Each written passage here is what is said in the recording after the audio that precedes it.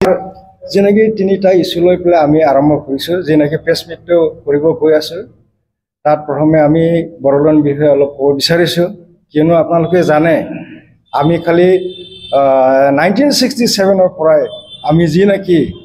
আন্দোলন কৰি পেলাই যেনেকৈ আমাৰ 3বাৰ চুক্তি হ'ল, কিন্তু আজিলৈকে আমাৰ যেনেকৈ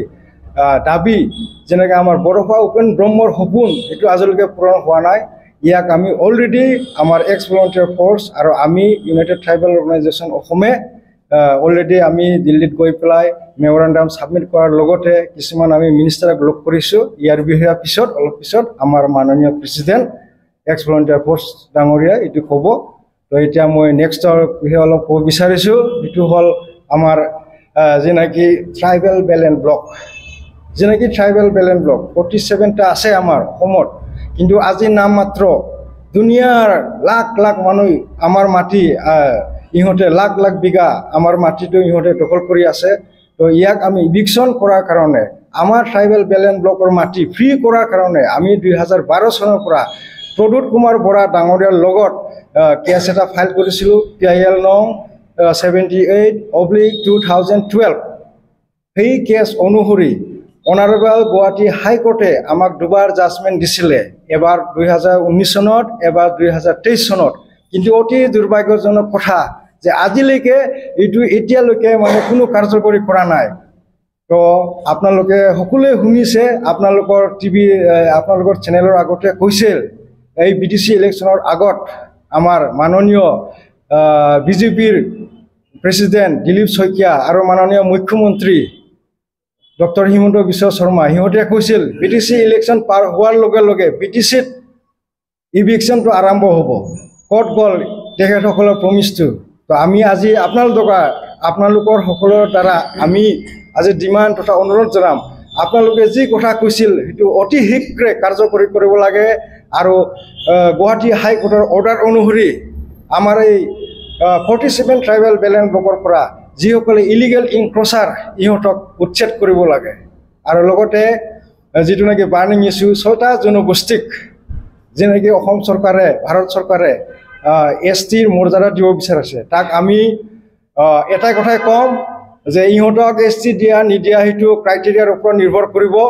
আৰু মেইন কথাটো হ'ল ইহঁতক ST দিলেও নিদিলেও আমাৰ কোনো ক'ব লগা নাই, কিন্তু কথাটো হ'ল আমি যেনেকৈ 1950 চনত আমি পোৱা STসকল আমাৰ যিনি নেকি 35টা ST পোৱা জাতি আছে প্লেনছ আৰু হিলছ মিলাই, ইহঁতক যেন একো ক্ষতি নহয় ইয়াকে লক্ষ্য ৰাখি ST দিয়ক নিদিয়ক এইটো আপোনালোকৰ কথা, কিন্তু ST দিলে যেন আমাৰ একো ক্ষতি নহয়। আৰু লগত মই এটা অসম চৰকাৰক প্ৰশ্ন কৰিব বিচাৰোঁ, বিশেষ কৰি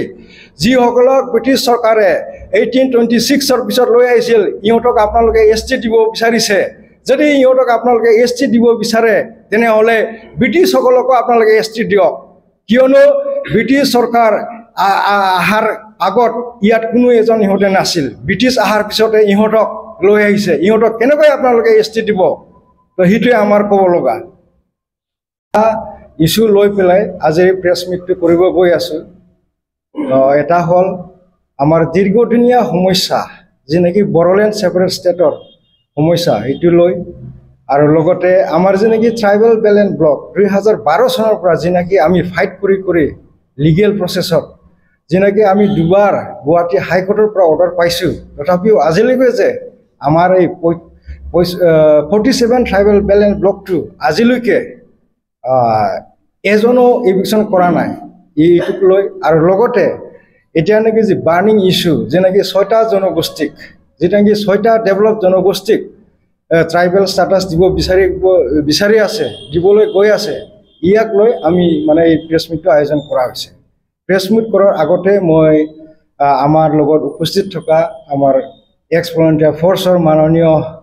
প্ৰেচিডেণ্ট তেখেতক মই ইণ্ট্ৰডাকশ্যন দিব বিচাৰিছোঁ। তেখেত হ'ল আমাৰ মাননীয় এক্স ভলণ্টিয়াৰ ফ'ৰ্চৰ প্ৰেচিডেণ্ট, আৰু লগত আছে নামটো আছিল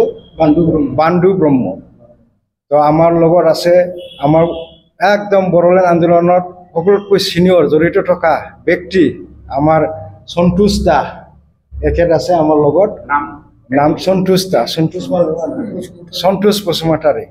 আৰু লগত আমাৰ ইয়াত বিভিন্ন আমাৰ এই অল বড়ো এক্স ভলেণ্টিয়াৰ ফ'ৰ্চৰ বিষয় বিভাগ চেণ্ট্ৰেলৰ আৰু ডিষ্ট্ৰিক্টৰ বিষয় বিভাগবিলাক আছে আৰু লগতে মই Marcus Basumatary president United Tribal Organisation of Assam চ' আমাৰ ভলেণ্টিয়াৰ ফ'ৰ্চ অৰ্গেনাইজেশ্যনৰ তৰফৰ পৰা শুভেচ্ছা জ্ঞাপন কৰিলোঁ আমাৰ অলপ আগতে মানে আমাৰ UTO এৰ প্ৰেসিডেন্ট মাৰ্কুছ বসুমতাৰী তেখেতে কৈ গ'ল মই আৰু আমাৰ অৰ্গেনাইজেশ্যনৰ বিষয়ে আমাৰ উদ্দেশ্যৰ বিষয়ে মই ক'বলৈ গৈ আছোঁ আমি 1987 পৰা যেতিয়ালৈকে আমাৰ পিতৃস্বৰূপ আমাৰ বড়োপা উপেন্দ্ৰনাথ ব্ৰহ্মৰ তেখেতৰ অধীনতে আমি গঠিত ভলেণ্টিয়াৰ ফ'ৰ্চ অৰ্গেনাইজেশ্যন আজিলৈকে আমি আছোঁ আৰু আমি পুনৰ মানে পৃথক বড়োলেণ্ডৰ কাৰণে আমি 2023 চনৰ 18 ডিচেম্বৰতে আৰু আমি পুনৰ গঠিত হৈছোঁ আৰু আমাৰ যিটো মানে দাবী এই দাবীটো হ'ল পুৰণীয়া মানে এই বড়োলেণ্ড আন্দোলনৰ আমাৰ হাজাৰ হাজাৰ মানুহ শ্বহীদ হ'ল পংগু হ'ল আৰু ঘৰ বাৰী কিছুমান মানে মাতৃসকল মানে জিনাহাৰী হৈ গ'ল তেখেতৰ স্মৃতিত তেখেতৰ ফলৰ মানে যিটো মানে আশা আত্মাৰ সন্তুষ্টিৰ বাবে আৰু বড়ো ৰাইজৰ আশা আকাংক্ষা মানে স্বাৰ্থত আমি পুনৰ মানে পৃথক বড়োলেণ্ডৰ দাবী আমি মানে কেন্দ্ৰ চৰকাৰলৈ আমি স্মাৰক পত্ৰ প্ৰদান কৰি আহি আছোঁ অলৰেডি আমি যোৱা ডিচেম্বৰ 21 তাৰিখে প্ৰথম মানে আমি মেমৰেণ্ডাম দিলোঁ union tribal minister mister Jual Oram তেখেতকো আমি আমাৰ বড়োলেণ্ড মানে ডিমাণ্ডৰ বিষয়ে আমি স্মাৰক পত্ৰ প্ৰদান কৰিছোঁ তাৰপিছত আমি